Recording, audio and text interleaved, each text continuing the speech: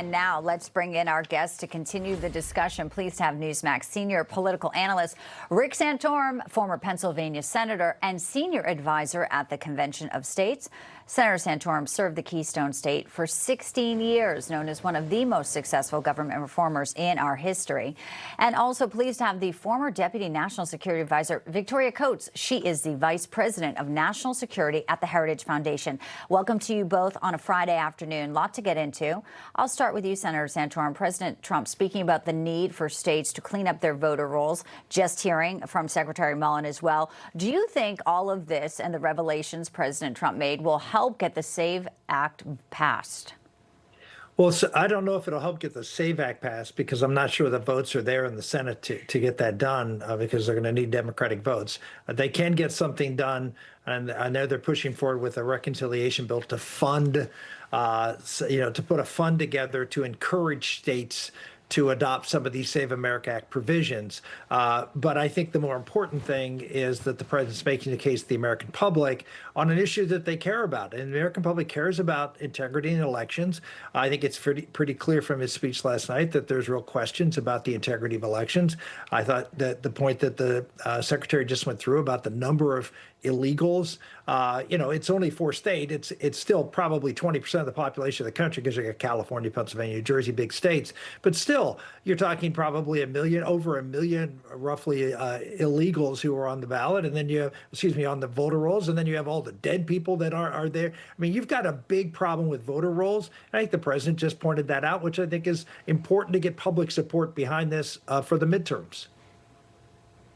And a majority of Americans do support the Save America Act, so we will watch that closely. I want to ask you, Victoria, about all the action we're seeing in the Middle East overnight, hitting more bridges, our military. They struck energy sites and also collapsed this tower. There are some more targets that they could hit. We do know that. Possible targets, as we put up the map here, there's the IRGC headquarters.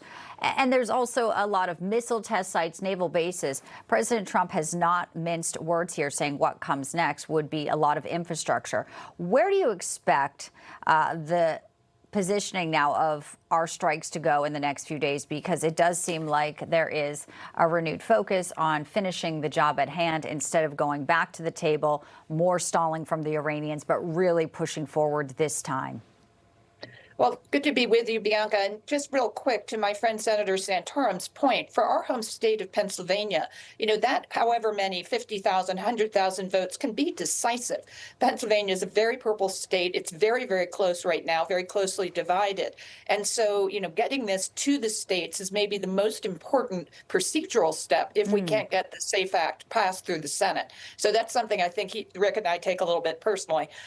In terms of Iran, yes, we're in day, I guess, 6 of the renewed kinetic action that the president has decided to take. And conventional wisdom has been that there are about 2 weeks worth of bombing targets left. We're seeing the Department of War just systematically go down their list, hit these things day or night. They can do whatever they want. The Iranians are very limited in their response at this point. What they do is a nuisance. They hit that desalination plant in Kuwait overnight. I don't like that. I want them to stop and be prevented from doing that. But that's very much what our military is doing. And finally, Bianca, there was a report leaked overnight out of the government of Iran saying that they enjoy 9% popularity among the Iranian people, trying to figure out what they're going to do about that. That situation can't be fixed. So this degradation of infrastructure is just going to make that internal situation worse for them. Yeah, and especially they're not going to be able to pay their forces, all the economic pressure and levers that our administration has placed on them, a lot of them coming from Treasury Secretary Scott Bessent. We also learned that he was the target of an assassination attempt. We'll play this here. I was the subject of an assassination attempt February 2024 by an addled left-wing activist 2 hours after being sworn into my job. So any of you who want to report that this is a fiction and does not exist, be there for the sentencing this August. There's the receipts. We also saw these images, President Trump in a coffin. These are coming from the streets of Tehran saying, "We will kill Trump." Senator Santorum, obviously heightened sense of concern, assassination attempts against cabinet members like Treasury Secretary Bessent. threes towards our president. Talk to us about the climate we're living in, especially as we head into the midterms. And we know there's a lot of division, especially being sown from international factions here.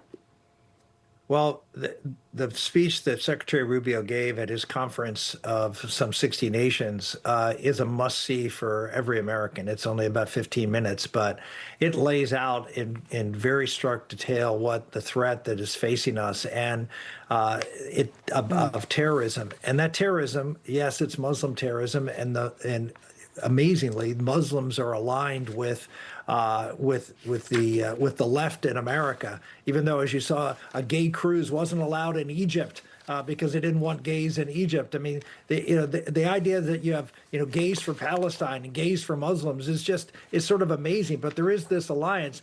But Rubio said yesterday that 93% of violent acts in America, political violent acts, are on the left. That's just an amazing statistic. When the Biden administration was going after, Latin mass Catholics and focused on them, when the reality is that the problem is, that's right, parents and schools. The reality is the left is the violent ones, and I think Rubio's speech laid it out as well as I've seen. Chilling, but definitely needs to be in focus. Victoria, we talk a lot about the Strait of Hormuz, which is obviously critical, but there's another story bubbling, and this is the proxy, the Houthis in Yemen. They're signaling they may target one of the world's busiest maritime corridors as well, the Bab al-Mandab Strait. We've talked about this waterway as well. It separates the Red Sea, the Gulf of Aden. Now, this obviously would be another problem to have to handle.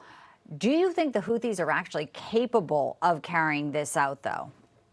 That's a really big, interesting question, Bianca, because the Houthi have been remarkably quiet during the 4 or 5 months now of Operation Epic Fury. I would have thought that the Iranians would have activated them much earlier in this conflict if they had that capability. And we don't know how severely disruptive those supply chains are from Iran over to Yemen. So it may be that the Houthi don't have a lot of command and control at this point. They're not getting the normal communications that are direction they would from the Islamic Revolutionary Guard Corps, from the IRGC, because they're very limited in their communications at this point. But again, it's something that has to be watched, because we do know Iran has historically supplied them with some fairly sophisticated weapons and the means to fire them. So we've got to keep a real close eye on them, make sure our allies that are active in the Red Sea, primarily Egypt, which has a significant navy, as well as the Saudis, that they're all very vigilant for this, because we really do need to keep the Red Sea channels open, both up to Europe through Suez,